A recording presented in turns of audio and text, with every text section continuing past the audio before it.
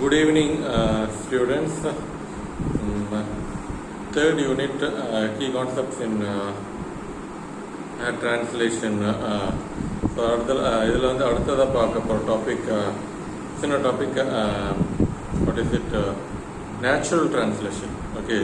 So, natural translation is done without any training. Okay. எந்த ஒரு ட்ரைனிங்கும் இல்லாமல் அதிகமாக யோசிக்காமல் அப்படியே டக்குன்னு அப்படியே சொல்கிற ட்ரான்ஸ்லேஷன் தான் நேச்சுரல் ட்ரான்ஸ்லேஷன் அப்படின்னு சொல்கிறது. சரிங்களா? ஸோ இப்போ without any training the translator does translation. Okay, டிரான்ஸ்லேட்டருக்கு எந்த ட்ரைனிங்கும் இருக்காது. அண்ட் இன்னொரு point, translator doesn't think a lot.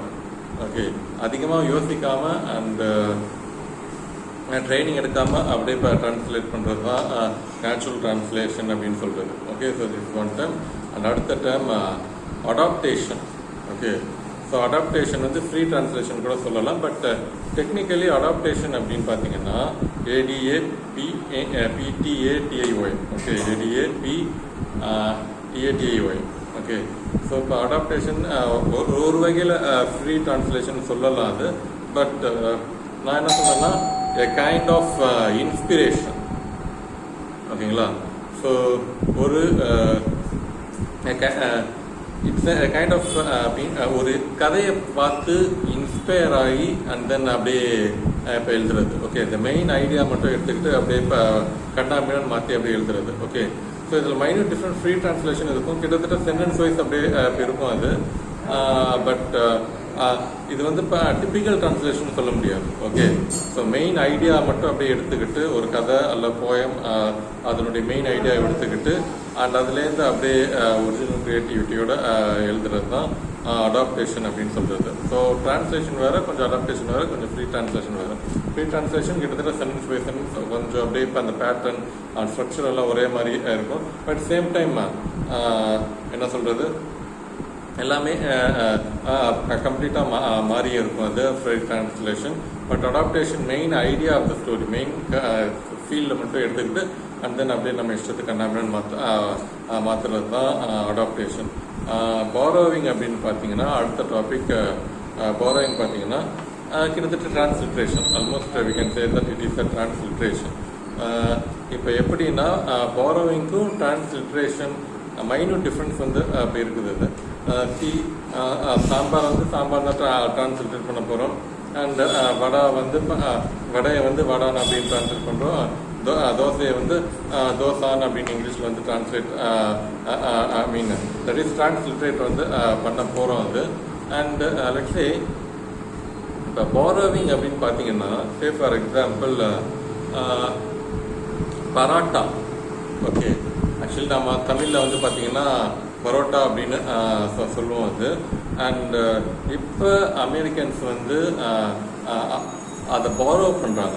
Okay, parotta அப்படின்னு சாதாரணமாக அமெரிக்கன்ஸ் வந்து எல்லாருமே யூஸ் பண்ணுற ஒரு ஃபுட் ஐட்டமாக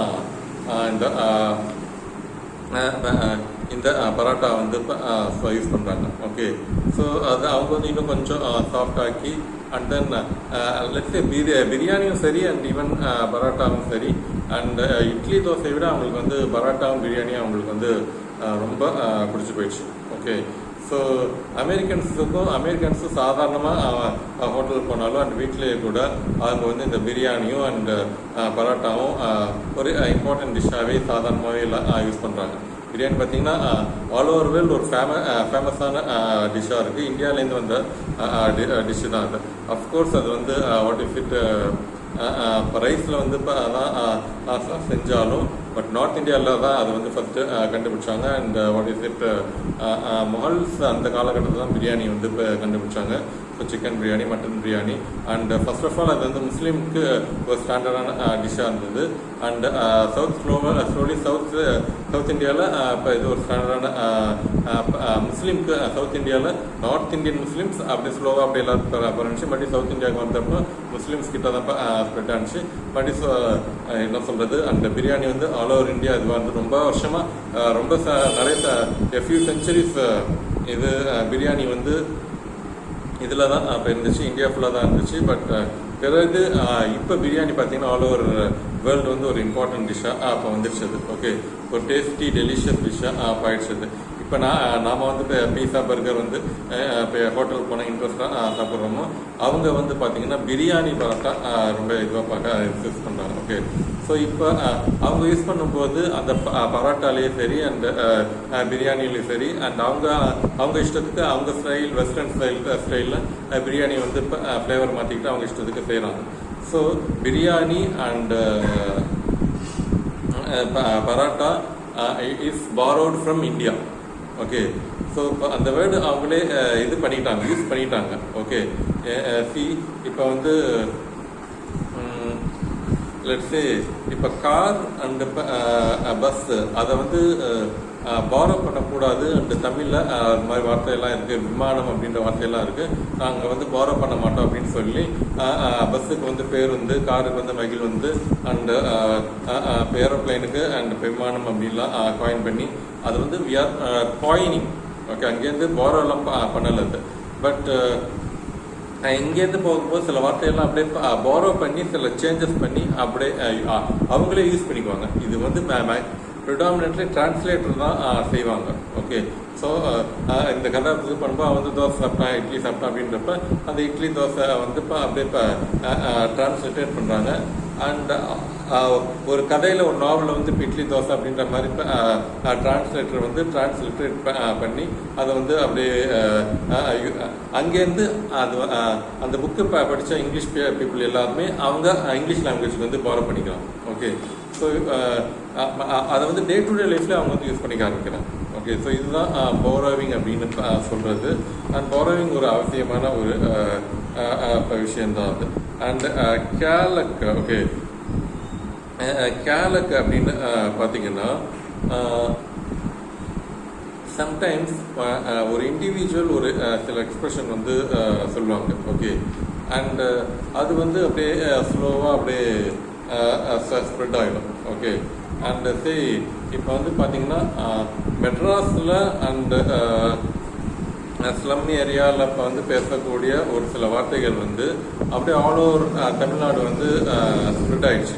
ஓகே, அண்டு எனக்கு விவரம் தெரிஞ்சு கூட அண்ட் நான்லாம் என்ன விடைக்கிறியா அப்படின்னு தான் யூஸ் பண்ணிகிட்டு இருந்தோம்.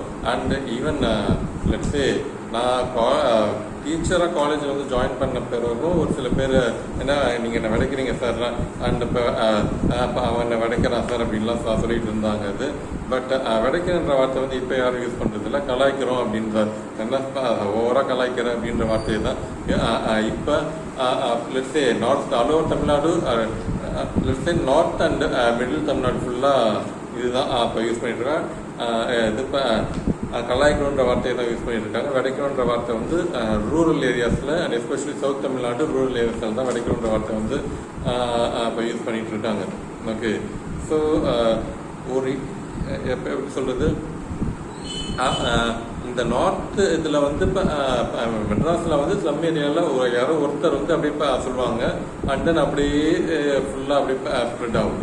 ஓகே, அண்ட் எஸ்பெஷலி இந்த மாதிரி லிட்ரேச்சரில் அந்த வார்த்தையை வந்து இப்போ லிட்ரேச்சர்னு சொல்கிறத விட இந்த காலகட்டத்தில் சினிமாவில் அண்ட் மீடியாவில் இந்த மாதிரி வார்த்தையை யூஸ் பண்ணும்போது ஆட்டோமேட்டிக்காக அந்த வார்த்தையை வந்து எல்லாருமே யூஸ் பண்ண ஆரம்பிச்சிடுறாங்க. ஓகே, ஸோ என்னென்னா ஒரு இண்டிவிஜுவல் அவங்க இதுக்கேற்ற மாதிரியே வந்து பேசுவாங்க.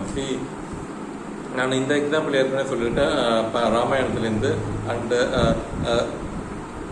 எஸ்எல்ஏ வால்மீகிலே அண்ட் கண்டெயின் சீதை அப்படின்னு சீதை கண்டெயின் அப்படின்றது தான் சின்டாக்ஸ், கரெக்டான கிராமட்டிக்கல் சின்டாக்ஸ். அது இதே தான் சான்ஸ்கிரிட்லேயும் வரும். ஸோ எஸ் வி அப்படின்ற மாதிரி தான் வரும் அது. அண்டு ஸோ இப்போ அனுமன் வந்து டெலிபரேட்டாகவே ராமன் அவருடைய டென்ஷன் வந்து குறைக்கிறதுக்காக கண்டெயின் சீதை அப்படின்னு அந்த சின்டாக்ஸ் வந்து அப்படியே சீன் சீதை அப்படின்ற மாதிரி டெலிபரேட்டாக மாற்றுவாங்க. அண்டு லெட்ஸே இது வந்து இப்போ கிராமட்டிக்கலி தப்பு. அது ஒரு இண்டிவிஜுவல் அவனை வந்து புரிய வைக்கிறதுக்காக அப்படியே சொல்கிறாங்க அது. பட் ஸ்லோலி அது வந்து அப்படியே என்ன சொல்கிறது, அதை வந்து டிரான்ஸ்லேட் பண்ணும்போது அண்டு கொஞ்சம் கரெக்டாக தான் இப்போ டிரான்ஸ்லேட் வந்து பண்ணணும் அது. ஓகே, அண்ட் அந்த மாதிரி விஷயங்களை ஒரு இண்டிவிஜுவலுக்கு புரிகிற மாதிரி கதைப்படி ஒரு இண்டிவிஜுவல் ஒரு கேரக்டர் இன்னொரு கேரக்டருக்கு புரிகிற மாதிரி ஏதோ ஒரு விஷயங்கள் வந்து அப்படியே சொல்லுவாங்க அது. அண்டு நாம் அதை வந்து இப்போ யூஸ் பண்ணும்போது அந்த எஸ்எல் ரீடர்ஸே அதை அவங்களுக்கு ஏற்ற மாதிரி அப்படியே அவங்க வந்து புரிஞ்சுக்குவாங்க. அதை டிரான்ஸ்லேட்டர் வந்து டிரான்ஸ்லேட் பண்ணும்போது கொஞ்சம் கேர்ஃபுல்லாக பண்ணணும் அது. ஓகே, ஸோ லெட்ஸே அப்படி பார்க்கும்போது வேர்ட் ஃபார் வேர்ட் டிரான்ஸ்லேட் பண்ணால் அவங்க வந்து தப்பாக புரிஞ்சிக்கக்கூடாது, அதுக்கேற்ற மாதிரி கரெக்டாக டிரான்ஸ்லேட் வந்து பண்ணணும் அது. ஸோ கண்டெயின் சீதை கண்டெயின் அப்படின்றது கண்டெயின் சீதைன்னு வால்மீகி வந்து மாற்றுறாரு. அதை வந்து இது பண்ணும்போது சீதான்னு சொல்லும்போது கொஞ்சம் கரெக்டாக தான் அப்படி இருக்காது. ஓகே, பட் சம்டைம்ஸ் அதனுடைய மீனிங் வந்து மாறுறதுக்கான வாய்ப்புகள் வந்து இப்போ இருக்குது அது. அண்ட் அதுக்கேற்ற ஸோ அப்படி இருக்கும்போது அதுக்கேற்ற மாதிரி கொஞ்சம் டிரான்ஸ்லேட் வந்து இப்போ கொஞ்சம் க்ரியேட்டிவாக டிரான்ஸ்லேட் வந்து பண்ணணும் அது. ஓகே,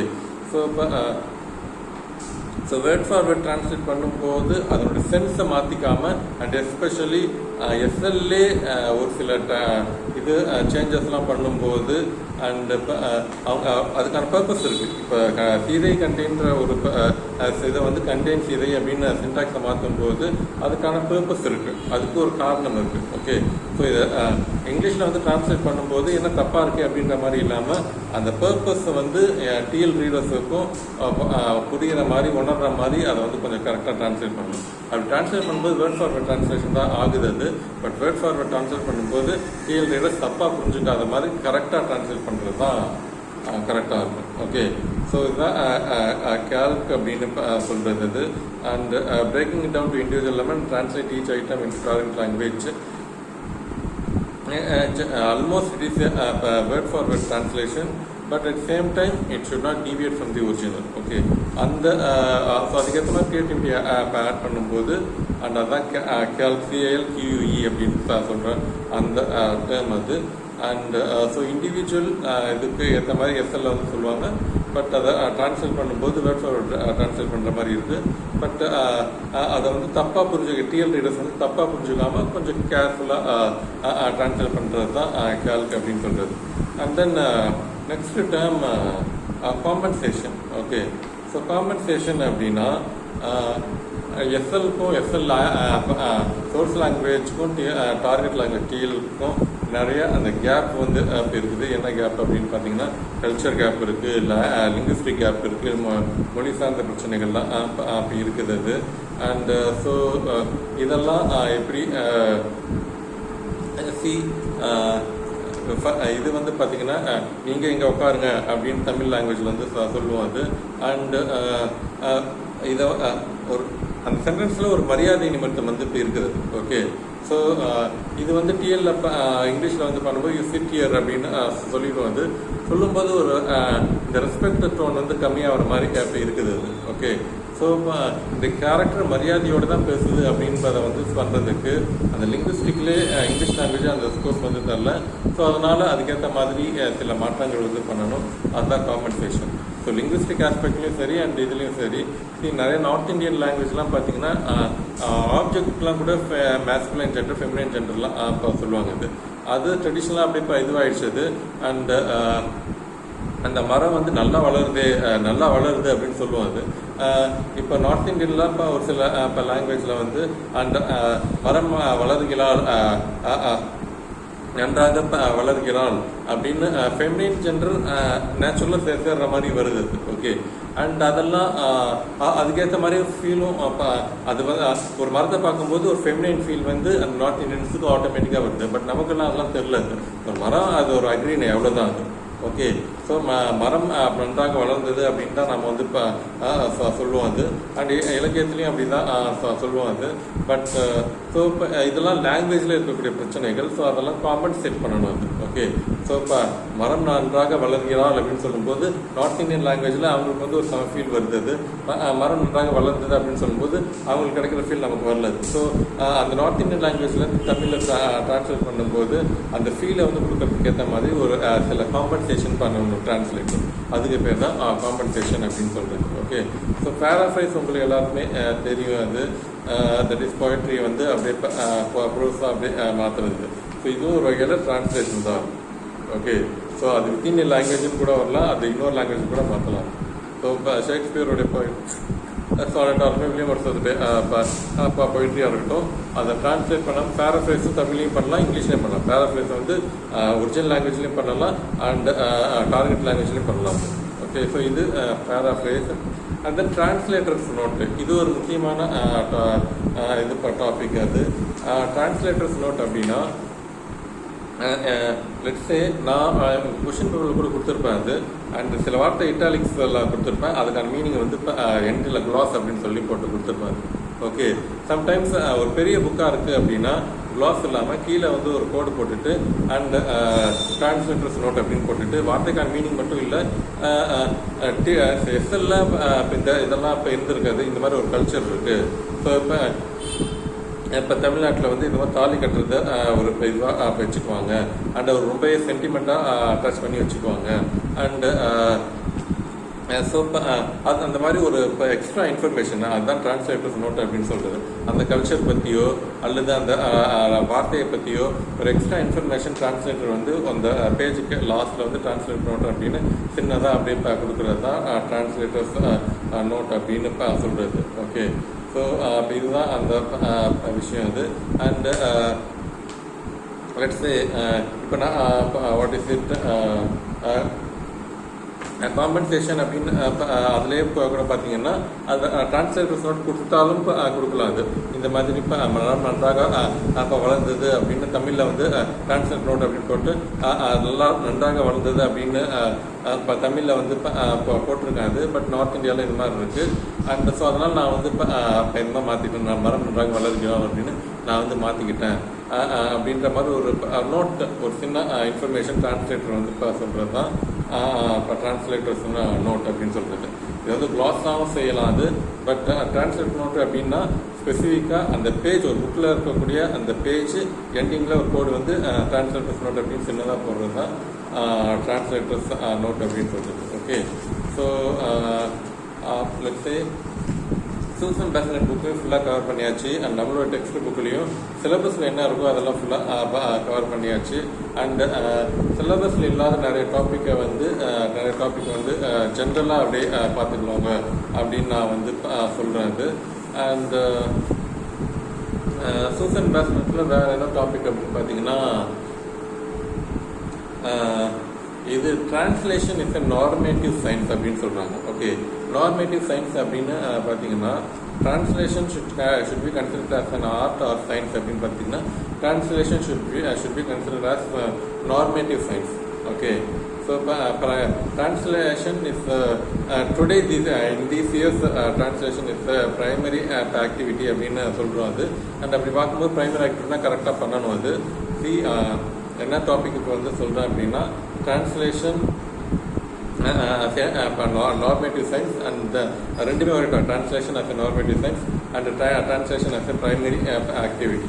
ஓகே, ஸோ இப்போ இந்த டாபிக் தான் நான் வந்து இப்போ சொல்லிட்டு இருக்கேன். அண்ட் வாட் இஸ் இட், இப்போ translation is a primary activity.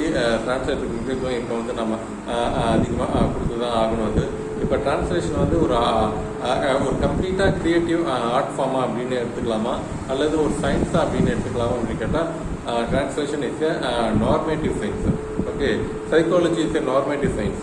ஓகேங்களா, இப்போ சைக்காலஜி வந்து பார்த்தீங்கன்னா நான் வந்து என்ன நினைக்கிறேன் அப்படின்னு பார்த்தா ஹியூமன் பிஹேவியர், அனிமல் பிஹேவியர், அதான் சைக்காலஜி, ஸ்டடி ஆஃப் பிஹேவியர் அப்படின்னு பார்த்தா டெஃபினேஷன் ஆஃப் சைக்காலஜி.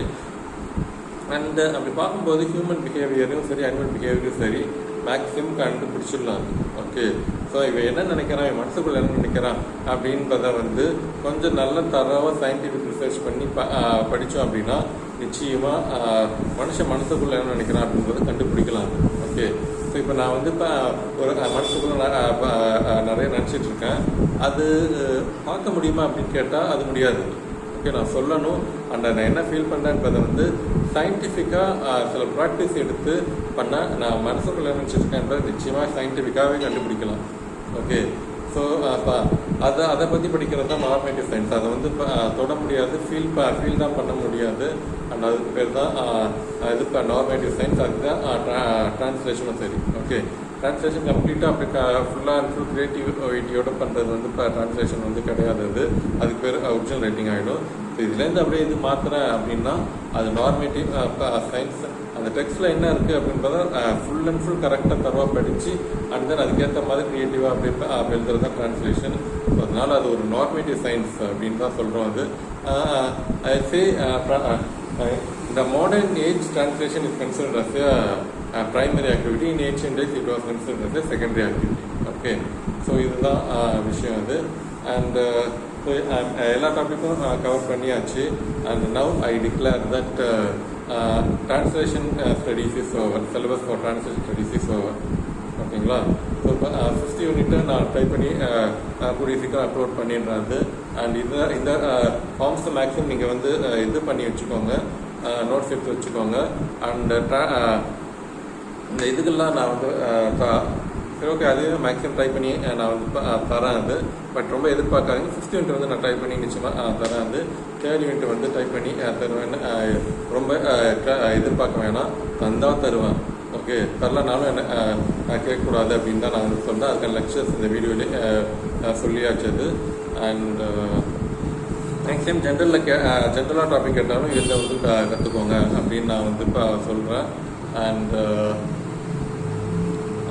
ஸோ பொண்ணு தாய் ஸ்டோரியை வந்து ஃபுல்லாக கொடுத்து அதுக்கு ரிலேட்டடாக ஒரு அசைன்மெண்ட் வந்து நிச்சயமாக நான் வந்து கொடுப்பேன். அதையும் எழுதுறதுக்கு ரெடியாக இருந்துக்கோங்க. And so that's it. So syllabus for translation studies is over. And this video in the video syllabus வந்து முடிஞ்சிருச்சு. And so literary forms 5th unit and actually 5th unit novel unit-ம் previous semester நான் தான் உங்களுக்கு complete பண்ணி கொடுத்தேன். இருந்தாலும் ஃபாஸ்ட்டாக revise பண்ணிடுவோம். ஃபாஸ்ட்டாக ரிவைஸ் பண்ணிட்ட பிறகு நம்ம டெக்ஸ்ட்டில் லிட்ரரி கிரிட்டிசிசமில் இன்னும் அட்வான்ஸ்டான சில டேர்ம்ஸ் இருக்குது. அண்ட் அதையும் முடிச்சுட்டா இதுவாகிடுது. ஓகே, ஸோ இப்போ 5th யூனிட் ப்ரீவியஸ் செமஸ்டர்லேயே நான் வந்து நானே இப்போ ஏற்கனவே முடிச்சிருக்கேன் அப்படின்றதுனால ஜஸ்ட் ஒரு ஷார்ட் ரிவிஷன் மாதிரி ஃபாஸ்ட்டாக இது பண்ணிடுவேன். அது ஸோ இதை ஸோ அது முடிஞ்ச உடனே மேக்ஸிமம் இந்த மாதத்தில் வந்து முடிஞ்சிடும். போர்ஷன் வந்து ஃபுல்லாகவே இப்போ முடிஞ்சிடும். ஓகே, ஸோ இப்போ பொண்ணு தாய் ஸ்டோரி ஃபுல்லாக அவங்களுக்கு வந்து இப்போ கூகுள் கிளாஸ் ரூமில் போட்டு அது ரிலேட்டடாக சில அசைன்மெண்ட் வந்து கொடுக்குறேன். அது முடிச்சுட்டா எல்லாமே முடிஞ்சிடும்.